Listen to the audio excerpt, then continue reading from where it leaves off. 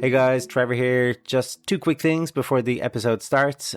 One is that I'm now taking bookings for new classes in September, both individual and in group. Feel free to get in touch about those. Secondly, my app for learning English is going to be on special offer at the beginning of September. So if you're thinking of signing up for that, then hang on a few days and you can avail of the 20% discount. You can get details in the show notes. Okay, enjoy the episode.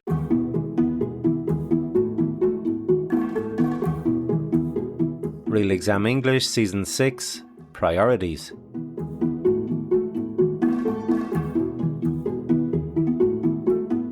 Hello and welcome to the Real Exam English podcast. This episode is about priorities and has a fantastic mix of adverbs, spelling, idioms, pronunciation, collocations, common mistakes, connectors, and a fancy grammatical structure that we haven't looked at before. All of that, along with the usual variety of accents from around the world. Transcripts for this episode can be found at realexamenglish.com. So let's go with the first question. Do you think society generally prioritizes economic growth over environmental protection? Yes. I think society would rather have environmental protection, have a smaller carbon footprint, all of those things, do things sustainable. Yet, we continue to buy things on Amazon, or I buy things so I can have it instantaneously. And that is more economic growth than environmental protection. So I would say society says they're prioritize environmental protection, but the actions actually prioritize economic growth or comfort. How true that is. She got some environmental vocabulary into the answer with this smaller carbon footprint and do things sustainable. To be grammatically correct, though, this should be do things sustainably. But in the United States, where this speaker is from, they don't always use adverbs where they should. So it's very common to hear phrases like this, do things sustainable, or maybe you talk so loud instead of you talk so loudly, or you play good instead of you play well. Okay, as an English learner, and especially if you're in an exam, make sure to use your adverbs correctly because examiners will pick up on it. She did actually have a very nice adverb used correctly later on. She said, I can get things instantaneously, meaning right away. Lovely word, despite being tricky to pronounce, instantaneously. I also liked her use of yet. She said, we like to do things sustainably, yet we continue to buy things on Amazon. So yet here has the same meaning as despite that. Another example of using yet this way is the service is quite bad in that restaurant, yet I keep going back. Their burgers are just so good. The burgers are really expensive, yet I still buy two every time I go there.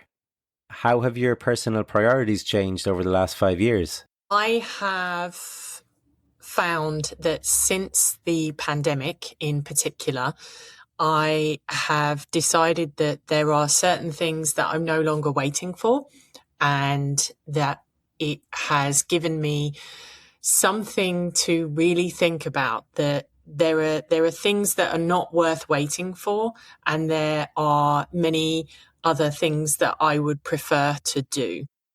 So I no longer worry myself about little things. Do you think the media and advertising industries influence what people see as important in life? Absolutely, that's their job.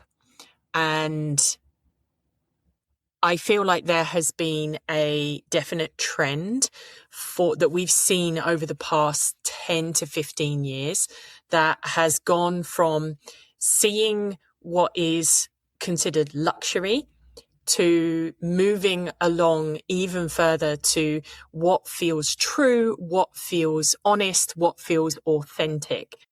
So I do feel that, yes, while the media and advertising industries are still extremely influential, that we are seeing more and more of authenticity nowadays. So we are more inclined to work with the truth, work with what is real. A couple of lovely answers from the UK there. In the first answer, she said, I no longer worry myself about little things. The use of myself here is interesting, as you could just say, I no longer worry about little things. But by including myself, I no longer worry myself about little things, it implies she was inflicting worry upon herself, like constantly thinking about these problems, and now she no longer does that. So good for her. Then in the second answer, I love the way she repeated the word what for dramatic effect. What she said was, it has gone from being what is considered luxury to what feels true, what feels honest, what feels authentic. This is known as anaphora, when you repeat the word or phrase at the start of a sentence, and is used for dramatic effect or to create emphasis. This kind of rhetorical device is the kind of thing you could use to show off in a C2 exam, either in the speaking part or writing an article, for example. She even has another mini example later on too. She says, we're more inclined to work with the truth, work with what is real. Very nice. So you guys feel free to use that in exams, use it in English class, use it with friends, use it wherever. How have your personal priorities changed over the last 5 years? Massively. I'm 32 now, so my priorities 5 years ago were probably a lot about getting drunk and partying and not really giving too much of a F on what's going on in life. And now that I'm in my 30s, it's more the house, the wife, the kids, the settle down, and I don't drink anymore. I don't even smoke anymore. So I've given up everything. So my priorities have massively changed for my health. I go to the gym. So yeah, I used to be a party animal, and now I'm a lot more calm and collective. If anything, I'm quite boring nowadays, if I'm going to be honest with you. All right, we had another great example of anaphora here. He said it's about the house, the wife, the kids, the settle down. To settle down is a handy phrasal verb for any of you in your late 20s or 30s. I guess that's when most people settle down, and it means to live in a stable life, buying a house, living with a partner, maybe even have kids, that kind of thing. So before settling down, the speaker said he didn't give too much of an F about what was going on in life. So the F here stands for fuck. So not to give a fuck about something is not to care at all about it. Like, I don't give a fuck about my exams. It's quite a rude expression, so if you want to make it softer, you can do as the speaker said and say, I don't give an F about it, and then you can say it in front of your granny even, and it'll be fine. He mentioned that he was a party animal, which is someone who loves partying all the time, going out clubbing and drinking, late nights, that kind of stuff. Then he compared it to today and he said, if anything, I'm quite boring nowadays, if I'm going to be honest with you. If anything is used to introduce something that is the opposite of what you think or are expecting. For instance, the sleeping tablets didn't help me fall asleep. If anything, they kept me awake. Or some people say that the referee favoured our team. That's rubbish. If anything, I'd say he gave more decisions against us. And then when he said, if I'm going to be honest with you, this is just an alternative way of saying to be honest or honestly, but it's a bit trickier to pronounce, if I'm going to be honest with you. You got to say it fast or don't say it at all, if I'm going to be honest with you. Well, I am going to be honest with you to tell you that numerous people have got in touch with me to say how useful they find the Real Exam English application for learning English. A lot of people supplement their English classes with the app and find it beneficial for practicing writing and speaking, as well as picking up new phrasal verbs, idioms, and topical vocabulary. If you would like to check it out, then you can get a 1-week trial for free, and you can find the link in the show notes. How do cultural backgrounds influence what people consider important in life? What you were raised with. So when you're raised a particular way, you believe that everyone is that way. You don't know another worldview. You don't know another opinion. This is the way it is. This is life. You know, a kid who's not allowed out of the house except with their parent doesn't realize that he could go Timmy can't go out of the house without his mom or dad, because children don't go outside without their mom or dad until he experiences it and he sees it and he's like, oh, wait, I can leave the house? Like, you can voice your opinion as a child and not be berated and be heard. That's something that's possible. You can live in a house that does not have violence, but you don't know that until you leave it. Oh, prime example. I didn't know you can live in a world where you don't hear gunshots and police sirens every day. I live in the Bronx. That's just my life. You know, I don't know a world where you can leave your wallet on a table and walk away and come back and it's still there until I left it. I didn't know you didn't have to commute an hour and a half to work every day into the city until I moved to Phoenix and I drove 10 minutes. I'm like, oh my God, this is great. This is amazing. There's a whole world out there. There's so many different things. I think I lost the plot on the question there. I like that. I think I lost the plot on the question there. That's a useful one for when you forget the question you were asked or feel you're not answering the original question so relevantly. I think I lost the plot on the question there. Another super useful piece of language she used was when giving an example. She said, oh, prime example. A prime example is a really good example of something. For instance, students of English often make the same mistakes over and over again. Prime example, they say people is, and even if you correct them, the next time they say people is again. Oh my God, if I was given €1 for every time I heard people is, I'd be a rich man. Funnily enough, the speaker did say something kind of incorrectly that I'm sure most of you guys wouldn't say, and that was there's so many things, not there are so many things. This is something that I get asked about every now and again in class. It's very common for English speakers to say there's with plural nouns, like there's loads of people at the party, or there's 5 taxis waiting. Why does this happen? Well, mainly just because it's easier to say. There's 5 people is easier to say than there are 5 people, but you got to be careful. You have to contract there is to there's. If you say there is 5 taxis outside, it sounds wrong, but if you say there's 5 taxis outside, it sounds all right. Also, this usage is not appropriate in formal writings. In spoken English, this isn't picked up as an error, but in formal writings it is. So writing an essay, for example, you should say, there are numerous reasons, blah, blah, blah, blah. This speaker also had a couple of lovely verbs. She said you can voice your opinion as a child and not be berated. To voice your opinion is a lovely collocation and means to express your opinion openly without fear or hesitation. Like the politician encouraged the public to voice their opinion about the new proposals. Or in a healthy democracy, the citizens can voice their opinion freely and not be berated, as she said. To berate means to criticize or to speak to someone in an angry manner. Like the football manager was berated by the supporters for losing the match, or the teacher berated the students for their poor behavior. Are you good at managing your priorities? Why or why not? Yes, I am very good at managing priorities. Part of that is my inherent nature of creating structure where none exists. And when you get to create the structure, you get to prioritize what gets put first.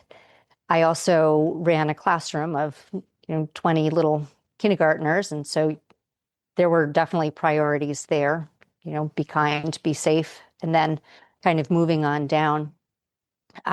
Also, as a mom of very athletic children, I had to prioritize and all the scheduling, get them out the door, make sure that at 7 a.m. before they get on the bus, they have everything they need until 8 o'clock at night. So organization and prioritization go hand in hand. When it comes to global issues, what single problem should the international community prioritize? The environment. I really am concerned about the environment.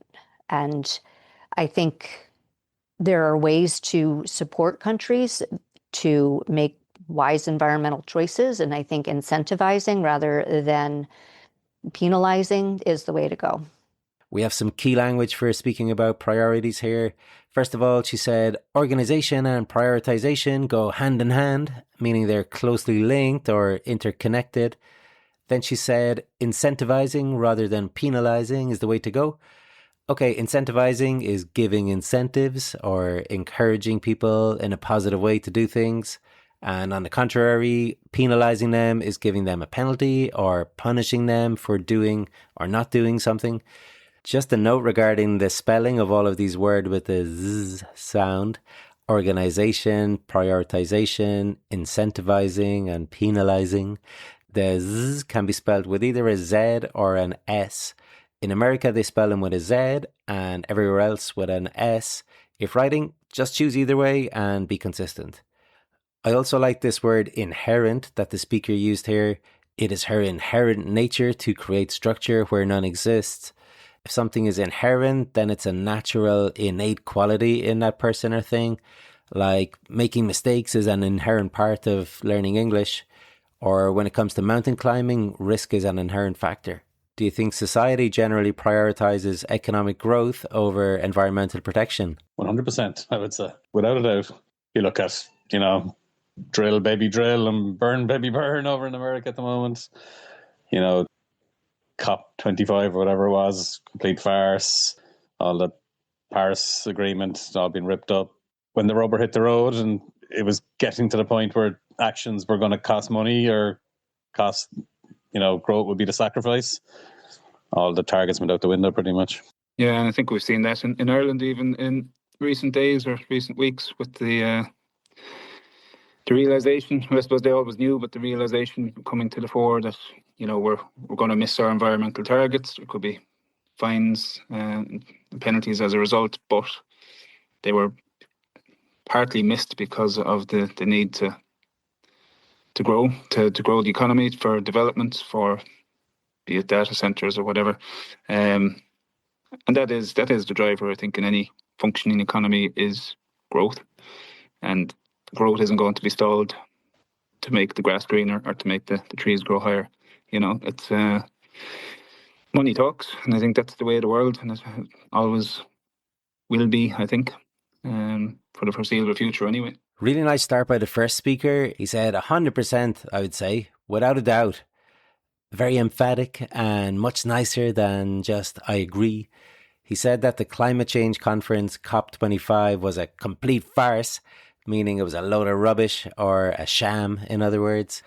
Another example would be we paid €100 for dinner last night, but the food was cold when it came out and they forgot to give us our dessert. It was a complete farce.